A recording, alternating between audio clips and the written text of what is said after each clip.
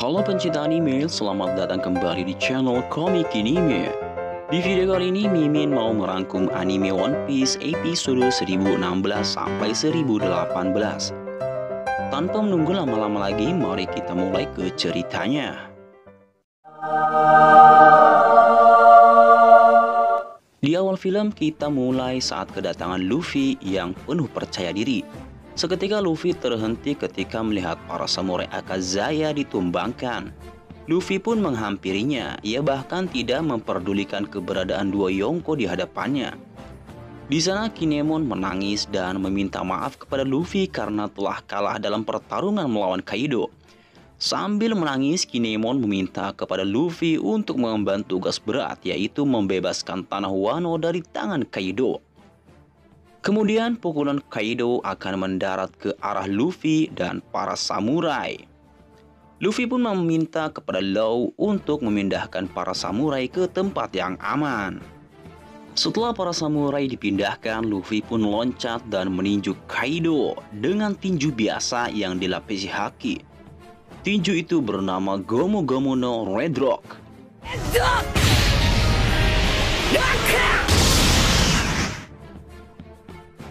Kaido pun menerima tinju Luffy hingga membuat ia tersungkur.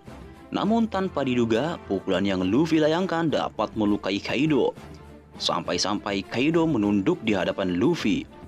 Kaido bertanya-tanya apa yang terjadi dengan Luffy ketika Kaido mengalahkannya waktu itu. Law, Kid, dan Killer nampak bingung juga melihat Kaido terluka hanya dengan tinju biasa, mengingat tubuh Kaido yang sangat keras. Namun dengan mudahnya Luffy lukai. Kemudian Zoro mengatakan kalau haki yang digunakan Luffy adalah haki Ryo yang diajarkan oleh kakek Hyogoro ketika ditambang udon. Haki Ryo adalah haki yang bisa menghancurkan atau memberi kerusakan dari dalam. Kaido awalnya menganggap sepele, namun kini Kaido mengakui bahwa ada orang lain yang mampu berhadapan dengannya. Selain Roger, Shirohige, Oden, Rock, dan Akagami. Lalu Kaido langsung menyerang Luffy. Walaupun serangan Kaido tidak mengenai langsung tubuh Luffy, namun tetap berdampak kepada Luffy hingga membuat luka kecil di kepalanya.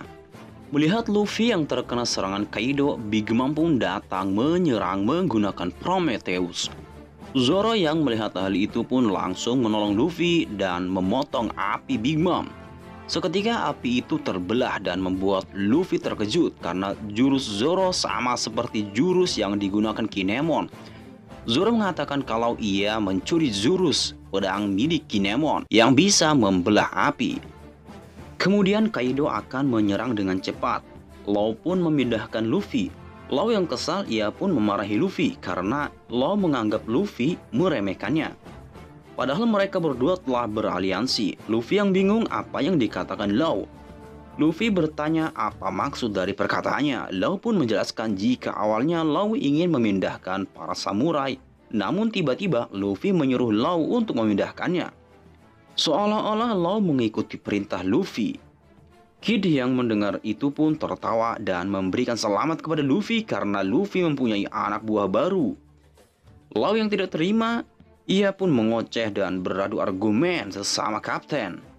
Di tengah pertengkaran mereka, tiba-tiba Big Mom menyerang menggunakan 3 bola api yang ditiupkan oleh Prometheus.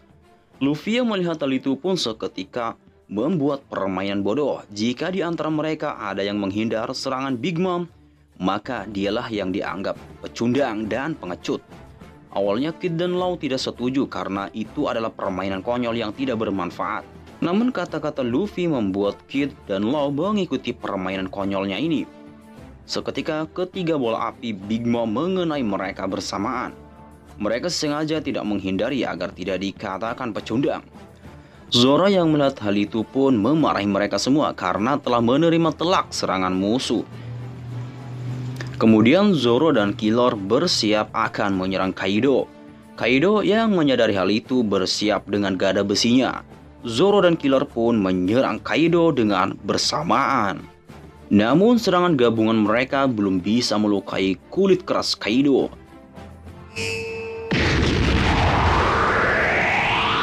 Big Mom pun datang dan akan menyerang mereka, namun dihentikan oleh Kaido karena ia ingin melihat kekuatan mereka semua.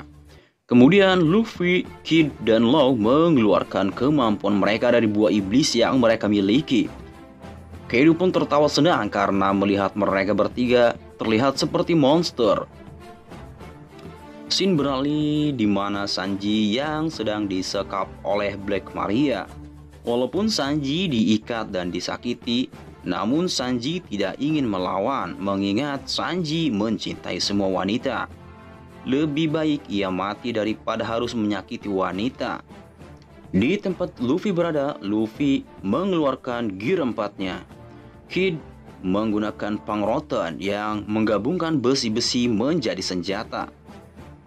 Sementara Law mengeluarkan teknik roomnya untuk mengangkat batu-batu yang berada di sekelilingnya. Dimulai dengan Luffy menghajar Kaido dengan tinju besarnya. Dilanjutkan dengan Kid menggunakan besi sebagai senjatanya. Lalu Law menghantamkan batu-batu besar ke arah Kaido. Namun serangan semua itu belum bisa melukai Kaido. Ia hanya merasakan rasa sakit yang selama ini belum ia rasakan semenjak masih menjadi anggota bajak laut Rocks. Kaido pun tertawa dan merubah dirinya menjadi naga. Kaido mengeluarkan jurus Kaifu, yaitu badai besar yang bisa membelah benda di sekitarnya. Kaido berkata jika mereka hanyalah orang-orang bodoh yang bermimpi menjadi raja bajak laut, tak mungkin bisa menang melawan dirinya, sama seperti para samurai yang sudah kalah karena memegang tekad Oden, yaitu membuka masa depan. Luffy yang mendengar itu pun ia mulai kesal dan menyerang Kaido kembali. Law yang mencoba peruntungannya, ia menyerang Kaido dengan teknik counter shocknya, di mana serangan itu mampu melukai dari dalam. Dilanjutkan dengan Killer dan juga Kid. Kaido terlihat menerima serangan mereka semua, tapi tidak dengan serangan Zoro. Zoro menyerang Kaido dengan teknik satu pedangnya bernama Hirukaen, menggunakan pedang Enma. Big Mom yang melihat pedang Zoro berbahaya, ia pun menyarankan Kaido untuk menghindarinya. Di sana Kaido merasakan aura keberadaan Oden dalam pedang itu. Kaido pun menghindar, alhasil tebasan pedang Zoro meleset. Walaupun meleset, tapi dampaknya sangat besar hingga membuat tanduk kubah tengkorak raksasa terpotong. Sementara itu, Big Mom yang sudah melihat semua kemampuan generasi terburuk, ia pun mengeluarkan petir indranya yang diarahkan ke Zoro. Alhasil, Zoro pun tumbang untuk sementara waktu. Tak berhenti di situ, Big Mom terus-menerus mengeluarkan petir yang sangat dahsyat layaknya bencana alam. Para generasi terburuk sukses menerima petir dari amukan Big Mom. Namun hanya satu yang bertahan, yaitu Luffy. Serangan petir Big Mom tak berdampak apa-apa terhadap tubuh Luffy. Seperti yang kita ketahui, kekuatan buah iblis Luffy ialah karet. Luffy pun terbang di langit Onigashima untuk menghajar Kaido. Kaido yang melihat hal itu, ia pun menyerang Luffy dengan nafas apinya. Nafas api itu sukses menyerang Luffy dengan sangat dahsyat. Namun tanpa diduga, Luffy masih bisa bertahan walau tubuhnya seperti dampak luka bakar. Tapi serangan Kaido tidak melukai tubuh Luffy sama sekali. Kaido bertanya mengapa semburan naga api Kaido tidak berdampak kepadanya. Lalu Luffy dari atas menjawab dengan lantang, "Karena tekad." Kemudian Luffy menyerang Kaido dengan tinjunya, yaitu Gomu Gomu no Gataringan. Pukulan demi pukulan yang mengenai naga Kaido hingga membuat sang naga tersungkur cukup hebat. Big Mom, Law, Kid merasa terkejut.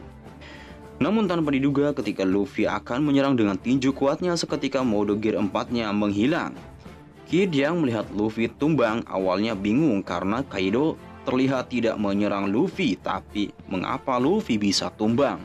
Law menjelaskan jika yang dialami Luffy hanyalah efek samping dari mode gear 4-nya, di mana Luffy tidak bisa menggunakan haki selama 10 menit.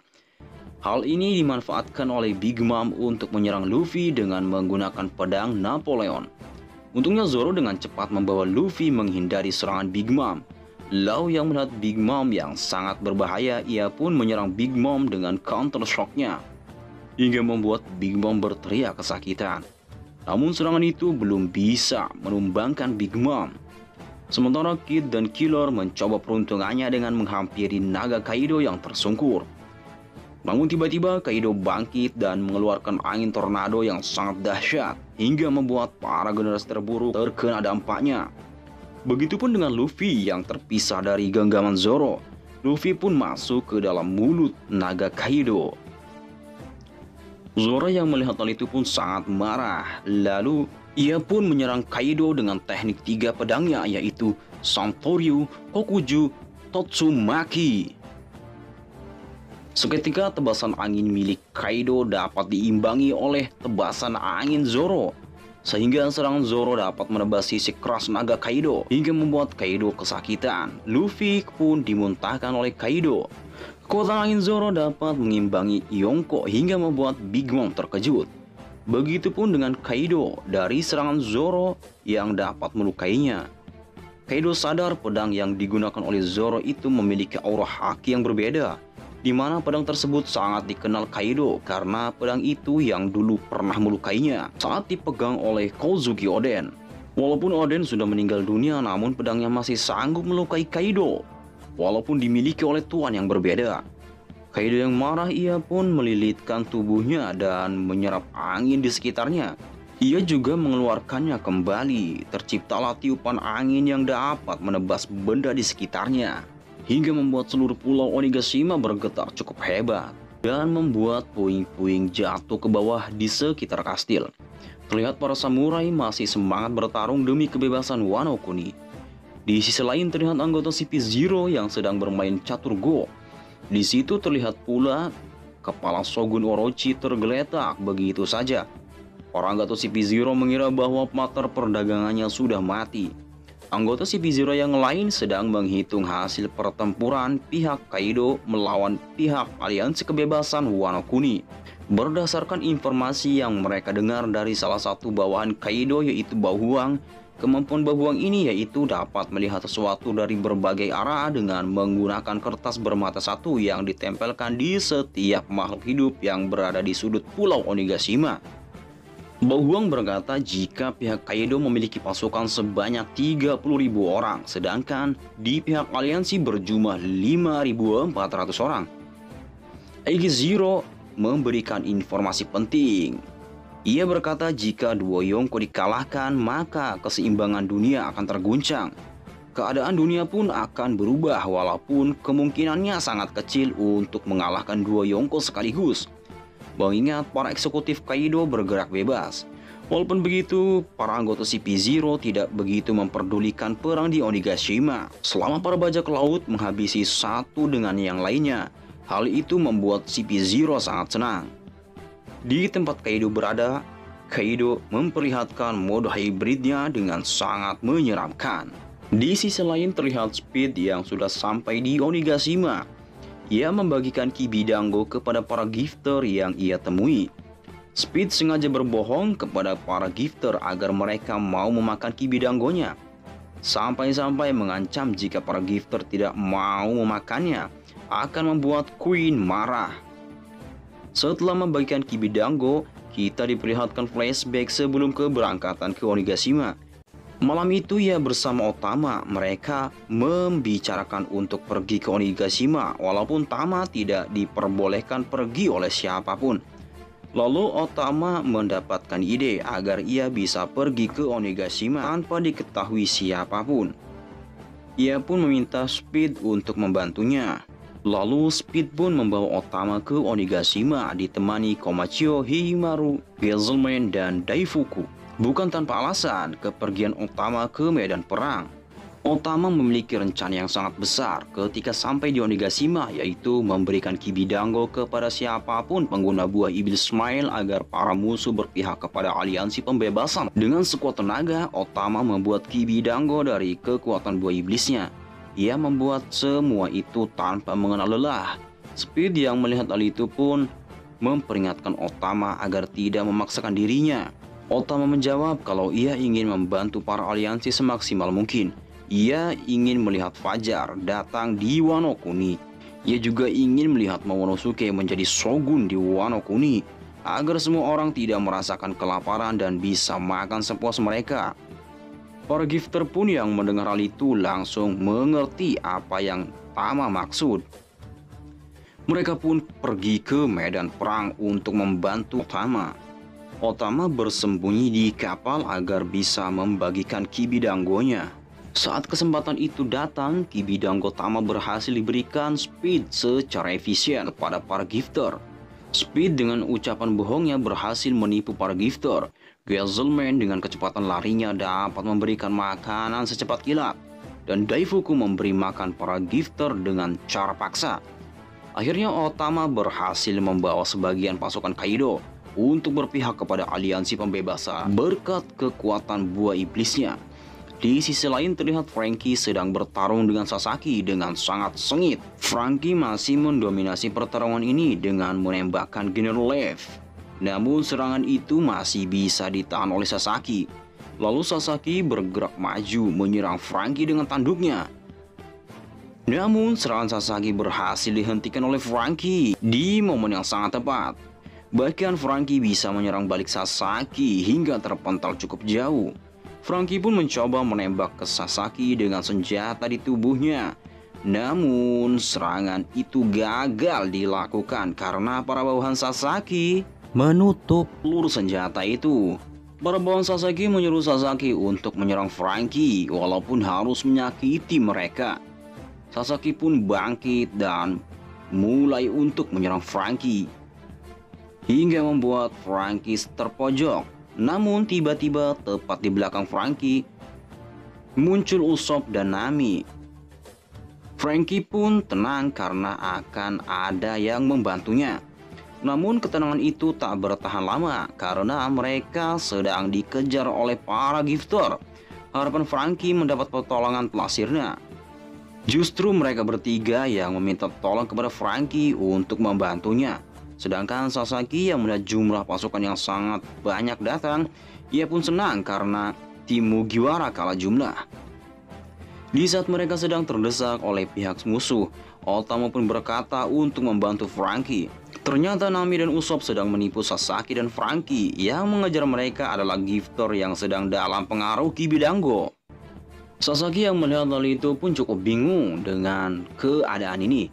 Sasaki pun terus menyerang Franky. Untung saja serangan Sasaki tidak mengenai langsung tubuh Franky berkat kekacauan yang terjadi di tempat itu. Tak lama kemudian Ulti dan Peijuan datang ke tempat Sasaki berada. Mereka menjelaskan kalau para gifter telah berkhianat karena ulah Nami dan Usopp. Ulti pun mengamuk melompat untuk mencapai Komachio agar bisa menghajar Nami dan Usopp. Nami yang melihat hal itu tidak tinggal diam, ia pun mengeluarkan petirnya untuk menumbangkan mereka. Namun serangan petir Nami hanya membuat Ulti terhenti sesaat, sedangkan Peijuan langsung memegang kakaknya yang terjatuh akibat serangan Nami. Sedangkan Franky yang berhasil menghindari serangan Sasaki, ia pun menghajar Sasaki dengan pedang besarnya. Akhirnya Sasaki itu dibuatnya terluka akibat tebasan milik Franky. Di sisi lain terlihat Sanji yang sudah babak belur akibat disiksa oleh Black Maria. Black Maria memuji Sanji yang telah mengalahkan bawahan Black Maria yang laki-laki. Sedangkan para wanita tak sedikit pun disentuh oleh Sanji. Atas hal inilah yang menurut Black Maria peluang menang Sanji adalah nol. Dan nyawa Sanji tidak dapat selamat. Maka dari itu jika Sanji ingin selamat, Sanji harus membawa Nico Robin ke hadapan Black Maria. Black Maria juga memberikan caranya agar Nico Robin bisa datang dengan cara memanggilnya menggunakan hewan bermata satu yang sudah dikendalikan oleh bau huang. Maka suara Sanji akan terdengar ke seluruh pulau Nigashima. Mendengar hal itu, Sanji semakin penasaran apa yang diinginkan oleh Black Maria terhadap Robin. Black Maria menjawab bahwa ia akan menyakiti Robin hingga tak berdaya. Setelah itu Robin akan dilenyapkan dari dunia ini. Mendengar ucapan Black Maria, Sanji meluapkan emosinya. Ia memperingatkan Black Maria agar tidak meremehkan Nico Robin. Lalu Shin beralih ke tempat Bauhuang berada. Bauhuang berhasil menemukan para samurai Akazaya berada. dengan memanfaatkan kertas bermata satu yang ditempelkan di setiap makhluk hidup yang berada di Pulau Onigashima.